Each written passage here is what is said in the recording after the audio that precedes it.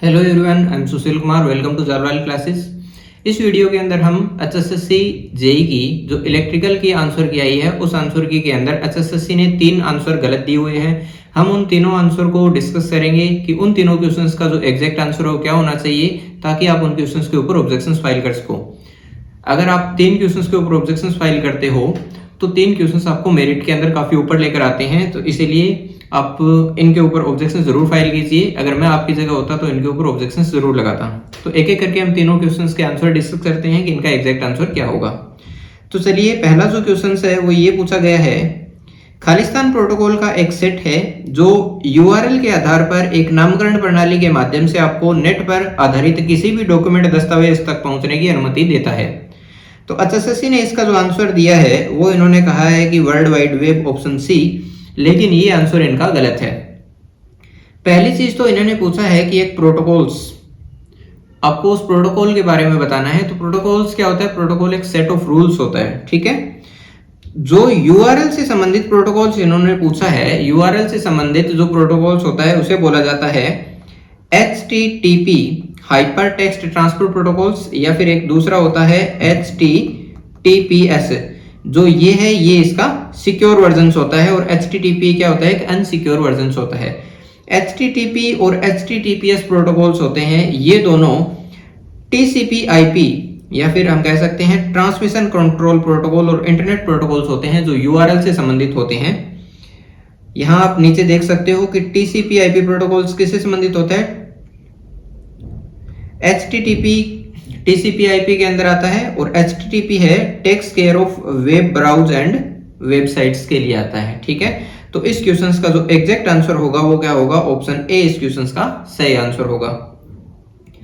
अगला जो क्वेश्चन है वो ये पूछा गया है कि किस अनुच्छेद में राज्यों द्वारा मुफ्त और अनिवार्य शिक्षा प्रदान करने की परिकल्पना की गई है? तो इन्होंने ये पूछा है मुफ्त और अनिवार्य शिक्षा, ठीक है। मुफ्त और अनिवार्य शिक्षा के लिए जो हमारा आर्टिकल है उसके अंदर आता है आर्टिकल 21A। कौन सा आता है? आर्टिकल 21A, जो 86वें संविधान संशोधन के तहत हमारे संविधान के अंदर जोड़ा गया था, जिसके अंदर यह बताया गया है कि राज्य कानून द्वारा निर्धारित 6 से 14 वर्ष की आयु के सभी बच्चों को मुफ्त और अनिवार्य शिक्षा प्रदान करेगा, ठीक है। लेकिन जो 45 नंबर आर्टिकल है, अनुच्छेद 45, वो हमें बताता है कि राज्य 6 वर्ष से कम आयु के बच्चों के लिए प्रारंभिक बाल्यावस्था देखभाल व शिक्षा की व्यवस्था करेगा। इन्होंने 25 ये जो 45 आर्टिकल है इसके अंदर अनिवार्य शिक्षा की बात नहीं की है, इन्होंने बाल्यावस्था देखभाल व शिक्षा की बात की है। मुफ्त और अनिवार्य शिक्षा है वो आपको अनुच्छेद 21A के अंदर दी जाती है, ठीक है। तो इस क्वेश्चन का जो एग्जैक्ट आंसर होगा वो क्या होगा? ऑप्शन बी 21A इस क्वेश्चन का सही आंसर होगा। एचएसएससी ने इसका आंसर क्या माना है? 45 और 21A, लेकिन ये एचएसएससी का जो ये आंसर है ये गलत है। एग्जैक्ट आंसर क्या होगा? अनुच्छेद 21A है, वो आपको बताता है कि मुफ्त और अनिवार्य शिक्षा के बारे में, ठीक है। इसी प्रकार से जो तीसरा क्वेश्चन इन्होंने दिया हुआ है, इन्होंने पूछा है कि समरूपता ज्ञात करनी है, मतलब जो रिलेशन पहले के अंदर दिया है वही सेम रिलेशन हमें किस में बताना है? दूसरे के अंदर बताना है। तो मछली का जो रेस्पिरेटरी ऑर्गन्स होता है वो क्या होता है? गिल। इसी प्रकार से मनुष्य का जो रेस्पिरेटरी ऑर्गन्स होता है वो होता है लंग्स, ठीक है।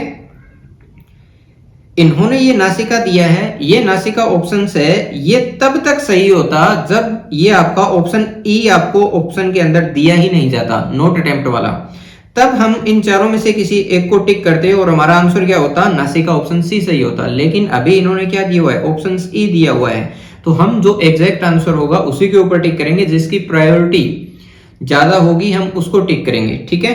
तो इन चारों ऑप्शंस में थे जो मेन रेस्पिरेटरी ऑर्गन्स होता है वो नहीं दिया हुआ है, क्योंकि मछली का रेस्पिरेटरी ऑर्गन्स गिल होता है और मनुष्य का, मेमल्स का जो मेन रेस्पिरेटरी ऑर्गन्स होता है वो लंग्स होता है, ठीक है। तो इन पांचवें ऑप्शंस के अकॉर्डिंग हमारा जो एग्जैक्ट आंसर होना चाहिए वो इन चारों ऑप्शंस के अंदर नहीं दिया हुआ, इसीलिए हमारा जो एग्जैक्ट आंसर इस क्वेश्चन के अकॉर्डिंग क्या होगा? हम किस ऑप्शन के ऊपर टिक करेंगे? ऑप्शन ई के ऊपर टिक करेंगे। आप चाहो तो इस क्वेश्चन को गूगल के ऊपर भी सर्च कर सकते हो। जैसे ही आप लिखते हो कि respiratory organs for fish and man के लिए क्या होगा, तो तो आपको क्लियरली लिखा है कि मेंस के लिए रेस्पिरेटरी ऑर्गन्स क्या होता है, लंग्स होता है, और फिश के लिए रेस्पिरेटरी ऑर्गन्स क्या होता है, गिल्स होता है।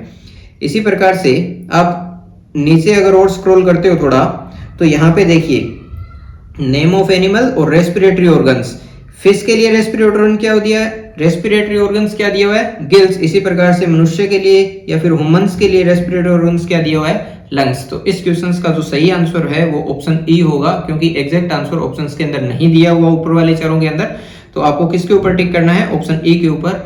ये 3 क्वेश्चंस थे, आप इन तीनों के ऊपर ऑब्जेक्शंस लगा सकते हो, मैंने आपको सारी चीजें बता दी है, ठीक है, क्योंकि 3 मार्क्स है वो कॉम्पिटिटिव एग्जाम के अंदर बहुत मैटर करते हैं, ठीक है। तो मिलते हैं नेक्स्ट वीडियो के अंदर। आप चैनल को सब्सक्राइब कर लीजिए ताकि आपको नेक्स्ट वीडियो का नोटिफिकेशन मिले।